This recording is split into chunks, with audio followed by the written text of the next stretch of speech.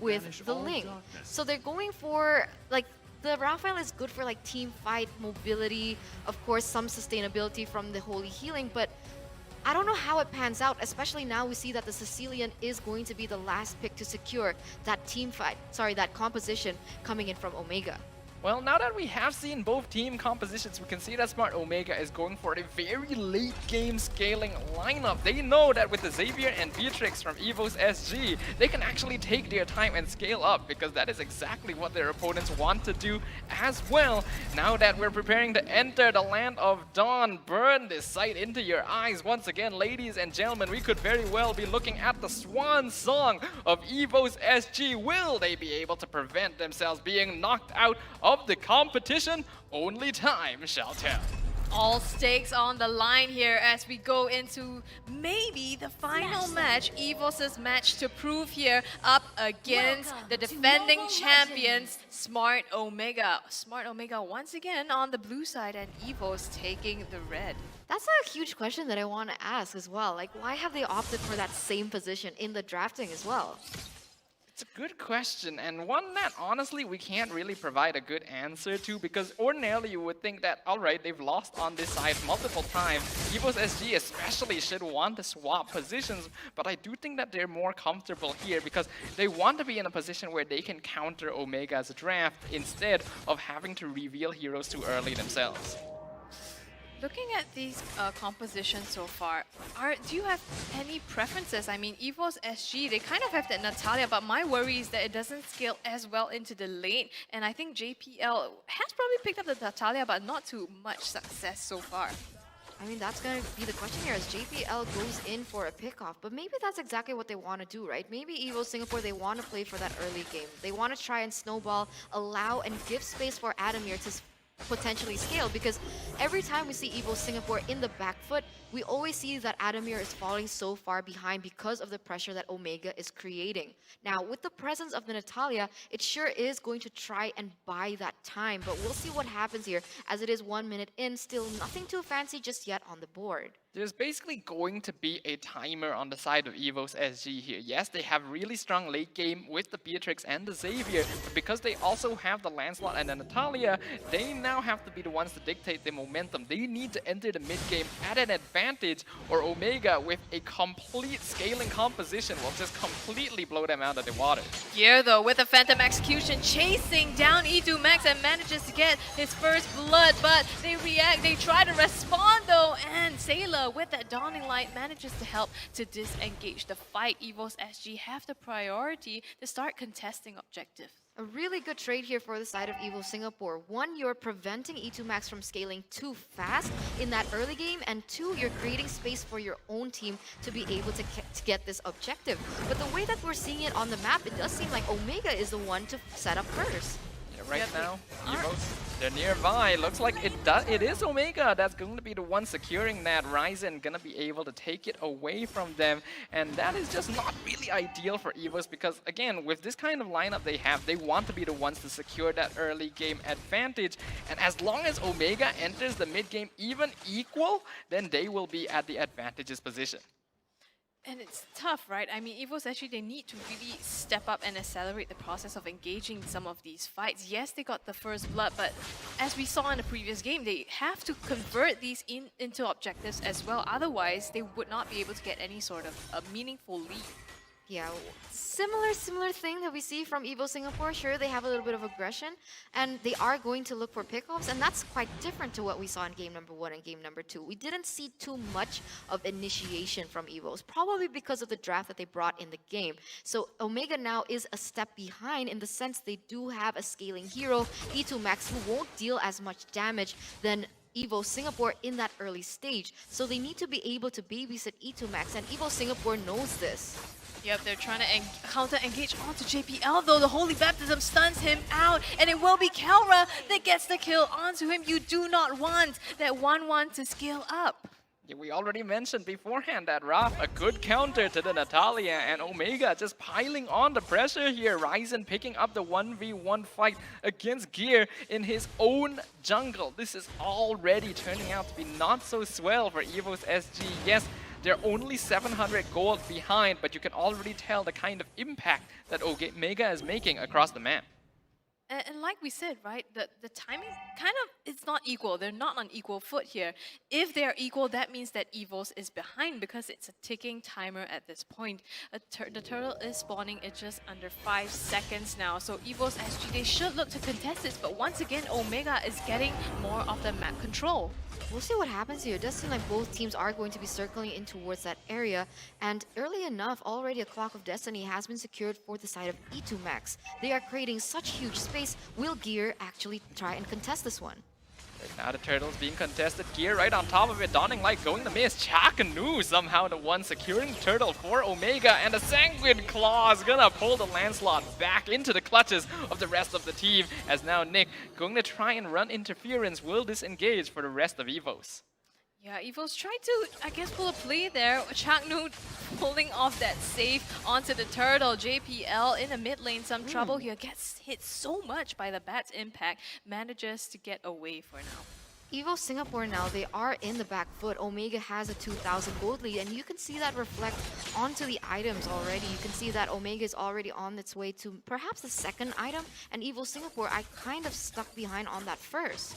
Yeah, absolutely. They're definitely a bit rough for them right now, but we do have to note that Seilah on the Xavier has been a saving grace for EVOS SG many times in the past, and he was actually able to pick up that Clock of Destiny at the exact same time E2 Max did, so he specifically is not that far behind in gold, and as long as EVOS SG doesn't allow themselves to fall too far behind, they do still have a chance of extending this game long enough for them to come online. That's what they're looking for here, coming on to Renzio, Seilah, as well as JPL, but he is so tanky, and together with those shields, they just don't have a number against him. The issue is the composition that EVO Singapore brought to the table is really pick-off, right? You have the pressure from Natalia, and you can go in one by one with either DPS or even burst damage coming in from perhaps the Xavier or even Adammir. But now, they don't have any sources of CC, so when it goes into that mid-game and it goes to the late game, EVO Singapore, they're going to fall far behind because they don't have the potential when it comes down to a 5v5 team fight. Whereas from the side of Omega, you have Chaknu with that Holy Baptism, as well as that Falling Star Moon coming in from Renzio. There's just so many things to play with. There's not one clear-cut winning condition, whereas EVO Singapore, it's just only one, and it doesn't seem to be working right now. For that reason, you can definitely see the pressure on EVOS right now, but hold on a second. Chaknu has to use the flicker to get away, but he is in dangerous territory, right into the hands of Nick. He still stops him with the Holy Baptism. He dies, but that is a fair amount of time wasted. Yeah, huge amount of time wasted. He created so much space for Omega to take the objective, and EVOS SG, they don't even get a single thing out of that. I mean, Chaknu, yes, one death, but how much does that really mean in the long run? So disciplined coming in from Omega right now. They're just going in for those turrets. They managed to get one in that bottom side, and they're looking for more. But meanwhile here, I feel like JPL is scouting for something, perhaps. But is it going to be enough? I feel like JPL is already way too behind in farm. And Natalia definitely needs items to actually take fights. And speaking of fighting, Gear gonna be picked off yet again. Omega just making use of their map presence and mobility. Right now, Raizen is completely outmaneuvering JPL. And Omega, look at Renzio just taking out the farm all by himself, trying to strip that off from Gear as well, taking advantage while he has a death timer put on him. So Omega, they have the late game scaling, they are getting the gold that they need. This is looking extremely dangerous for EVOS. Dangerous and bleak, to be honest. I mean, on Gear 131, already 8 minutes in, what's going on with EVOS right now? They're not playing like a unit. They're not looking for initiatives on the board. And it's supposed to be Omega on the back foot because they have that Sicilian in the early game. But if we're looking, nothing of that is reflecting at all on the game. They are now with a 6,000 gold lead, pushing another turret in that top side, in that bottom side, and maybe even taking another one. I think a lot of this has to come down now to mental fatigue. EVOS SG has been on the back foot the entire series, and now that they've drafted themselves a composition where they know they have to be ahead in order to come out on top, and that is not succeeding, you can definitely tell that they're having difficulty, but they're engaging onto Renzio.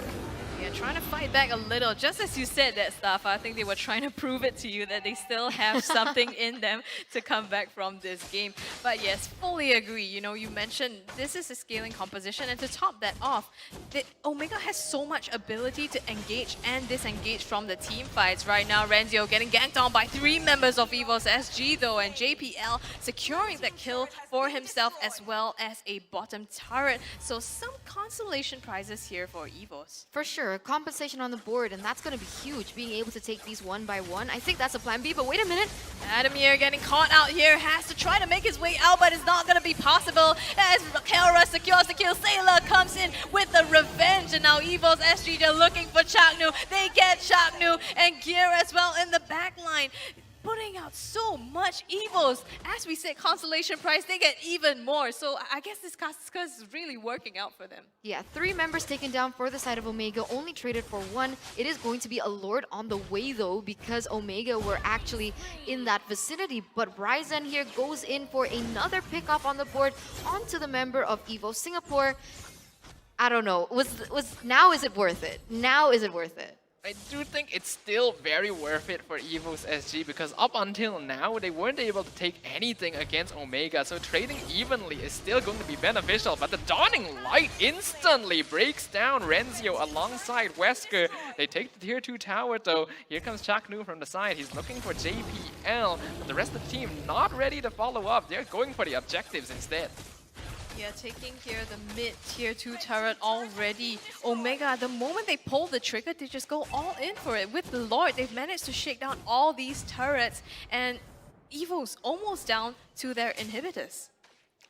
This is tough. This is tough. I guess one of the things that EVO Singapore can do is try and utilize the Natalia in its Plan B form. Plan A, go for pickoffs. Plan A, go for those early games, aggressive type of 1v1 situations, or even just pickoffs across the board. Plan C, D, E, F, split push, split push, split push. But that even is very difficult because Omega has that Ling.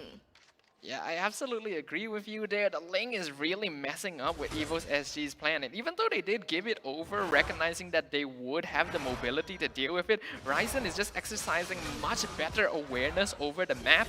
And Omega is, again, just manipulating this game's tempo to their own style. They're the ones in control of the map. They're the ones to decide when to go for the fight. The only times when EVOS is able to gain an advantage is when they're able to catch Omega off guard, and they need to be able to fabricate those situations. But even then though, Omega, even if they lose members, they get something else in return. Like they got the lot earlier off of the fight from EVOS SG. So no matter what, it seems like every single time Omega comes out on top. Raizen at the top side trying to look for a pickoff, doesn't quite find that, but manages to push his way in. And look at Omega, just so disciplined, rotating as an entire unit. Okay, but that was good, right? That was good. They were able to get an objective on the board in the top side, and that's exactly what we were talking about. Okay, you can't go in for that 5v5 situations, you can't go in for those skirmishes. What else can you do? Focus on objectives, focus on those split pushes. They were able to utilize the way that Omega was clumping up to look for a good siege, and the way that the Lancelot was actually able to go and rotate towards that top side and find a turret on the board from the side of Omega. And if Omega keeps doing this, this might actually be the saving grace that EVO Singapore actually needs, as now Omega though are going to start opening that Lord. The question is whether or not they're gonna show that vulnerability again. Omega is very good at adapting to these sort of situations, and now that they know that there is a weakness, a chink in their armor, you can be sure that they're going to try and adapt to it. That Dawning Light though, definitely getting very close. Almost getting it, unfortunately. Not being able to secure the kill, Omega, EVOS actually tried to pull the split push down, but Omega had an answer to that as well. And on top of that, they baited the Lord. So Omega has so much control over the map, and EVOS actually just being forced to respond to things time and again. Ooh, look at that damage of that Dawning Light. Okay, you can say that Omega scales, sure, but that Dawning Light is going to be a problem for Omega. They need a way to be able to find him and take him out, because just chunking them to half health before a Lord, that's going to be a huge factor as well. Yeah, definitely got to play around Seilah, but here comes the engagement. EVOS, they need to run away from Omega as Raizen is now jumping in with Tempest Ablaze. Gear almost falling as well. Will they be able to clean him up? Down bot side though, Nick is in some trouble. They get 2 kills, 3 kills onto them, a return kill onto Kelra as well. But Raizen racks up a triple for himself through that Adammir. Aggressive plays here with the flicker in, trying to get Chaknu. Gets the last hit to close it up, but he gets shut down by E2 Max and Chaknu, and it's going to be a wipeout on the side of EVOS SG. Clean cut game coming in from the side of Omega. It was Adammir, the last one standing, but unfortunately, he came out a little too aggressive. Now Raizen and Seilah in a 1v1 situation. Tempest of Blades happens, but the shutdown actually comes to EVO Singapore. Oh, it looked like that was going to be the end right there, but I think even Raizen himself realized that with the Tempest of Blades, he wouldn't be able to escape from the Xavier, so just stood there prepared to meet his end. EVOS SG going to be preserving their chances in the competition for now, but you can already see the amount of damage coming out from Raizen, getting a triple kill by himself in the back line. That's not ideal. Yeah, and I mean, was that a mistake? Because now Raizen isn't here to contest the Lord Evos, though they're still tentative on pulling this trigger here, going to chunk down the damage slowly, and they will be able to secure it for themselves. But now Omega comes in, they want to be able to engage, and the crossbow of tank procs all onto Gear and manages to put him in a body bag. Seilah is the next target here. 2 of them fall, traded out for 1 E2 Max. EVOS SG, they get the objective, but they pay the price for it. Adammir in some trouble. Renzio chasing him down. The stun comes through and the kill comes through as well. That's not good. That's not good. 3 members now have fallen from the side of EVO Singapore. Sure, there is a Lord on the way, and it does seem like JPL is looking for a play. Let's see what he can do. Ooh, jumping onto the 1-1. They actually managed to pick off Kelra there. So EVOS SG, they're not ready to sit down and roll over just yet, but they're now in a 2v3 situation. Will Omega be able to break straight through? Looks like they're gonna make the wise choice to retreat.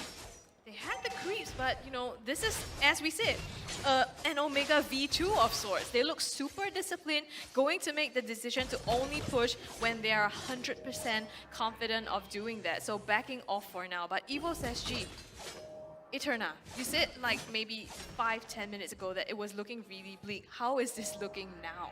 To be honest, it's still looking bleak. Sure, you can find some contests on the board, but the way that Omega is playing, they're not making mistakes. And if they do make mistakes, they just find a way to be able to come back through it. I guess their only saving grace is going to be JPL to look for some pickoffs on the board. But the way that Raizen is playing like a monster on this lane, it's going to be a very tough time for Adammir to pop off. What is notable though is that since Omega are already so strong, they're actually confident taking individual fights, and they're definitely spreading themselves thinner than they normally would, which actually creates a lot of space for JPL as well as Adammir to be able to find the squishier targets in the backline, because Raizen is too busy in their backline instead. It's like you're being torn by 2 things, right? You want to engage, but at the same time, you need to be able to make sure that nobody dies, because as we know, Adammir and Seilah are always the winning conditions to EVOS SG. Nick and Renzio brawling it out here in the top side, taking some damage, but you can see both teams just waiting it out for any opportunity to start a team fight before the next objective comes up. Raizen finds Gear at the bottom side. 3 members of Omega 4 rotate down to take him down. Gear dashes and tries to make his way out, but it's not going to be enough as he has to bow out of this one. And Omega, they have the numbers advantage now. 1-7-1 is Gear's KDA. He has been taken down 7 times in this 18-minute game. Sure, he does have a way of try and splitting, putting the map, and that's exactly what you want to be trying to do. But unfortunately, that being said, it's the same thing as game number 2. Sorry, when I think about it, right? They want Gear to be able to contest the objectives, but every time it gets popped up, he gets taken down right before it because he's trying to split the map. So maybe next time, don't rely on Gear to be the ones to do that.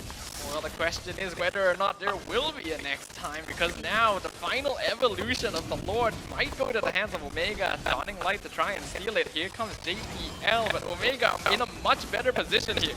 Yeah, definitely, and they've already secured the Lord for themselves, Omega as well as JPL to boot, so they are having the upper hand here. Once the Lord comes out, this could be the final stand that EVOS SG has to make. One member down, a Lord on the way for the side of Omega. It does seem like EVO Singapore are looking for something, but is this going to be a mistake? Raizen here already sniffing those bushes. They don't want to move a single finger right now because that would just definitely really put the nail in the coffin. That was actually quite dangerous there for Adammir and Gear. It just so happened that Omega didn't check that one single push. If they were caught out of position there, that would have been the end. But EVOS SG still has the opportunity to defend right now. It's going to be a difficult one as now the Luminous Lord pushes in the mid lane. Yeah, even if they didn't get caught there, they might just right now. Seilah doesn't have his ultimate to be able to help defend this, but there is enough damage from the side of EVOS to quickly clear that Lord out. Omega, unfortunately, somehow didn't have the rest of the waves to be able to make the push. Yeah, it doesn't seem like that's going to be the case. JPL, they're looking in that bush, maybe trying to get a pickup onto E2 Max. But once again, Omega, with the very disciplined plays, they decide to disengage. And now, EVO Singapore, they're starting to reach their power spikes. I saw a Holy Crystal being taken in for Seilah as well, and you can see that he already has a Divine Blade. So expect really huge damage penetration.